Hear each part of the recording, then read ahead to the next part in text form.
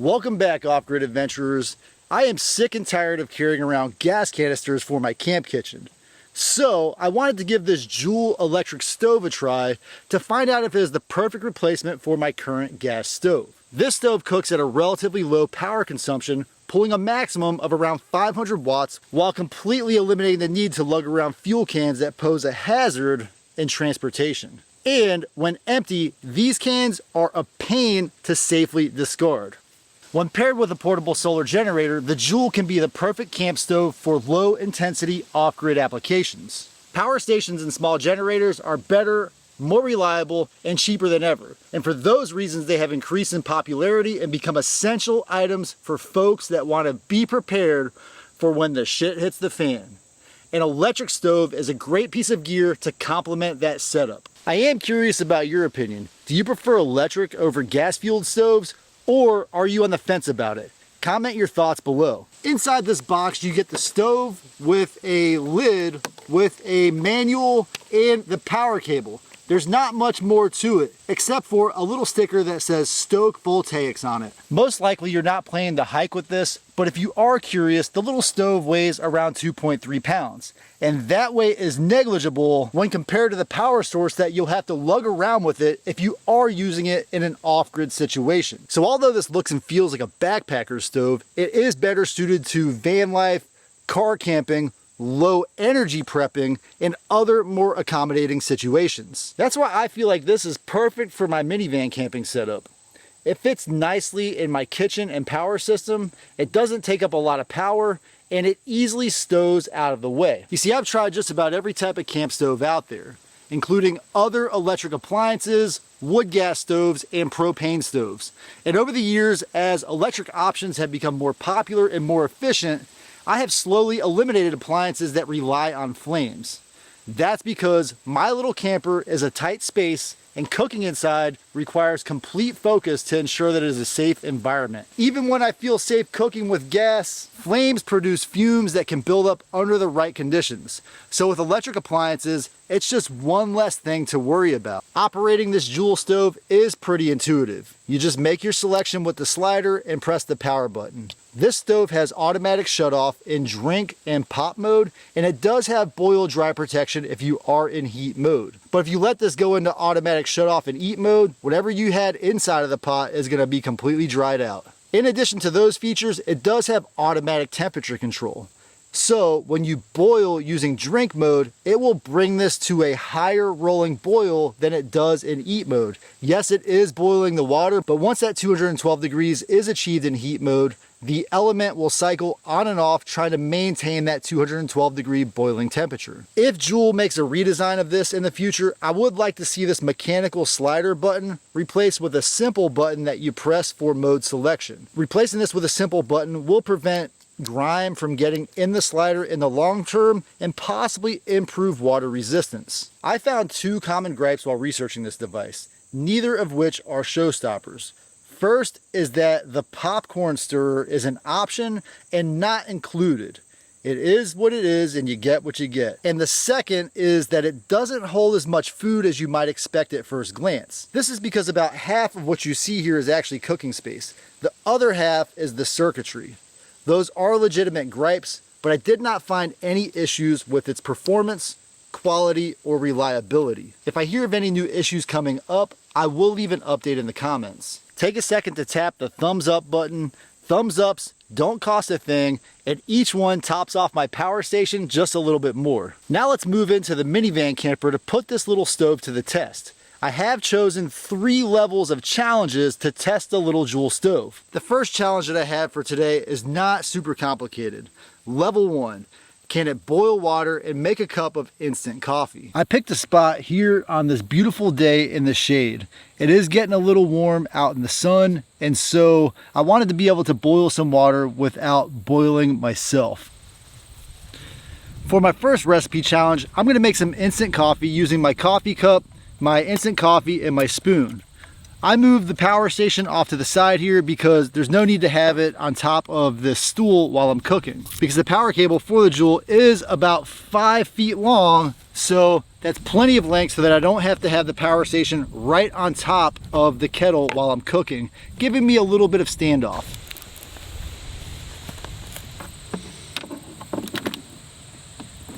My little coffee cup here holds about 12 ounces of water, so I'm going to make a 12-ounce cup of coffee.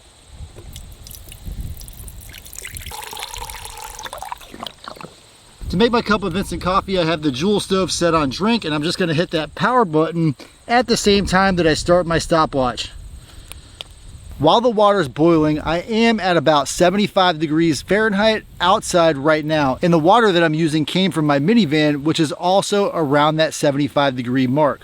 So I'll let you guys know in a few seconds how long it took to boil the water. My instant coffee recipe is pretty straightforward. It takes 1.5 teaspoons for every 6 ounces of water.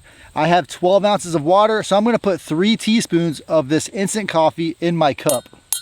We're about 3 minutes in, so I'm going to go ahead and get my instant coffee mix ready so that I can pour. There we go, 3 scoops. And at just over 3 minutes, I am starting to get a little bit of a boil at the bottom of the pot. So I feel like within the next minute or so, this thing should run through its complete cycle. Keep in mind, this will get to its rolling boil. It will shut off automatically when it achieves the temperature that it wants to be at. We're at 5.5 minutes and the water has just started a little bit of a boil. So I'm going to go ahead and let the timer keep going until I see the light shut off on the Joule stove. There it is, about 6 minutes and 10 seconds for that 12 ounces of water.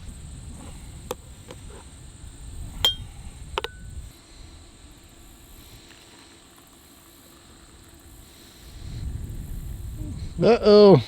It's been a few minutes since I boiled the water and made the coffee, so moment of truth.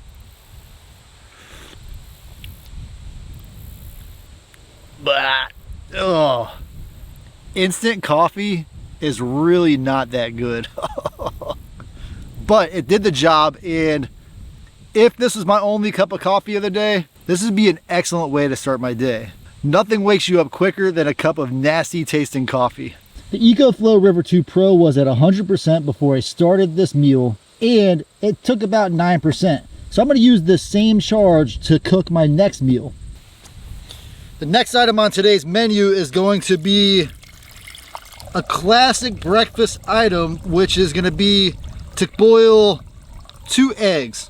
And I'm going to fill it up again to 12 ounces. Now the stove isn't completely cooled off, but I'm going to use the stove again, and I'm going to reset my timer and start my timer again. What I want to do is put the stove on eat mode. I'm going to hit start, and it let me start it. Start here. Once the water starts to boil, then I'll drop the eggs in and I will cook the eggs for 7 minutes. As the Joule is heating up, you can see it's pulling a pretty steady 480 watts from the EcoFlow River 2 Pro. Been cooking for about 4 minutes and we still have not achieved that rolling boil yet. So it'll probably take about the same amount of time as it did for the coffee, which was around 6.5 minutes. We've been pulling a pretty steady 480 watts for the entire cook cycle so far. And it looks like we're just about on the brink of a full rolling boil. I do want to get that full boil before I put the eggs in so I can count about 7 minutes. So we are about 7 minutes in and I just checked the power station. The Joule has automatically lowered its power draw to about 185 watts. So I do want to go ahead and drop my 2 eggs in. Hopefully I don't break them, and let them cook for an additional 7 minutes. So 14 minutes and 35 seconds, I should have some nicely boiled eggs. But in cook mode, you can see the water really isn't giving me that rolling boil that I would have liked to see. So I'm at 8 minutes in, and the water isn't boiling as much as I want it to, but we'll see. I'll give it its time, and I'll see if the eggs actually cook all the way.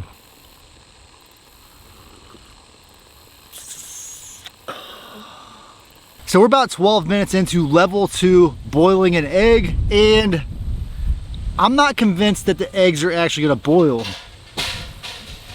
The water never achieved a rolling boil while in eat mode, so this is truly a water simmering mode. So we are at about 14 minutes, and what I'm going to do is I'm going to transfer the eggs and the water into this other pot, and that will simulate if I turned off the stove and just let the eggs sit there so they can continue to cook under that warm water. This isn't going to be as efficient as this pot with a neoprene case, but it should at least give the eggs a fair shake to make sure that they're boiled completely while I start level number 3, making a meal.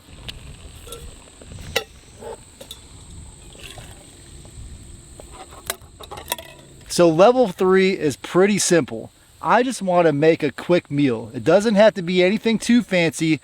I'm not a gourmet chef, so I opted for everybody's favorite, ramen noodles. Now, these are not your standard ramens, but this is something I picked up, I believe, at Walmart for probably about 30 cents a pack. This also happens to be just about the limit of what you can fit inside of this stove. In fact, some folks are anti-crushing your ramens, but there's just no way you'll fit your ramens in there without crushing them. So I'm at least gonna break it into quadrants, and to make sure that I don't overflow the pot while I'm cooking, I'm gonna put the noodles in first, then add water so that I don't go over that max fill line.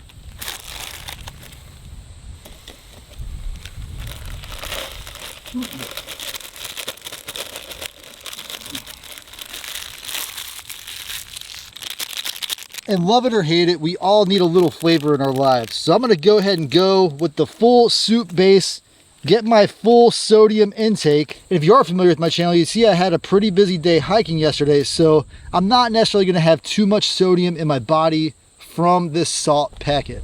All right, so up to the fill line. So for me, making ramens is pretty easy. I'm gonna move this back over to the drink mode and just hit start. And I'm gonna let it cook through its entire cycle.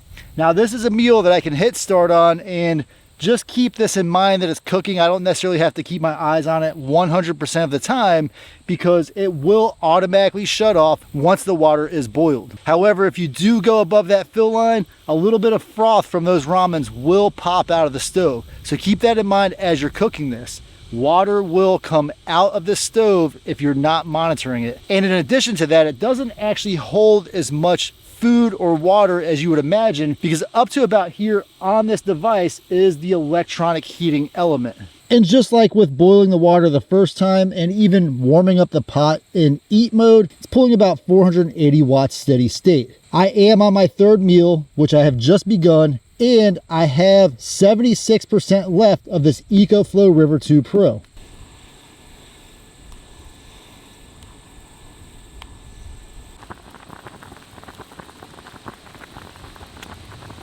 The ramens have completely cooked and the Joule has shut itself off.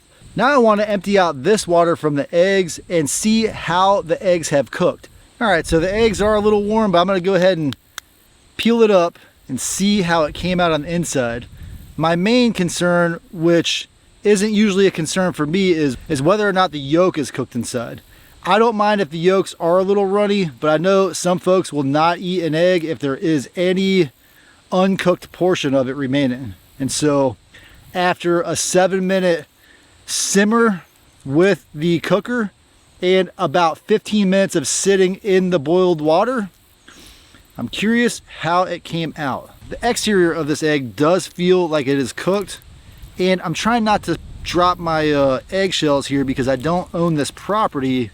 I'm just here filming this video, so I don't want to leave a mess in the gentleman's yard. All right, moment of truth. I just want to see. It's fully cooked, but it is a little soft. So my recommendation is either boil it for an extra minute or two, or just let it sit until that water cools off, and then you'll have a nice cooked egg. And before I get too carried away, I wanted to show you that after cooking the eggs, making the coffee, and making the ramens, so kind of a 3-course setup, I still have about 71% of the EcoFlow River 2 Pro battery remaining. And so 30%, 3 items, I think you can make probably 8 to 10 cooks with the Joule stove from this little battery setup. So I've got egg number 2 here, and same thing, the yolk is just about fully cooked. Either way, in my opinion, I've got a great meal to get me through the day. Another option I could have had for making this exact meal would have been to break the eggs and put them in with the water and the ramens and cook it all together.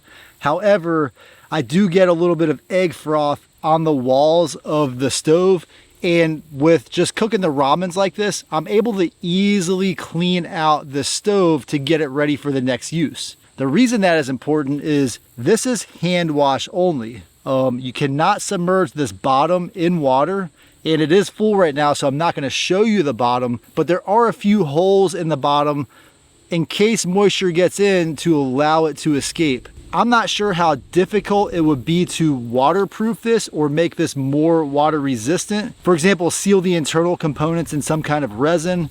That's not something that I'm too concerned with, but just keep that in mind. You're definitely not going to put this in the dishwasher, and you also are not going to wash this in your sink. You're going to have to hand wash the pot surface yourself, so don't cook anything that's going to be a huge pain to clean up later. All right, guys, thank you so much for watching this video. Stoke Voltaics did send me this for this test and review, and I have a link in the description to the current price, and you can find all the specs there. Now check out my recent camping adventure here, and I'll see you over there.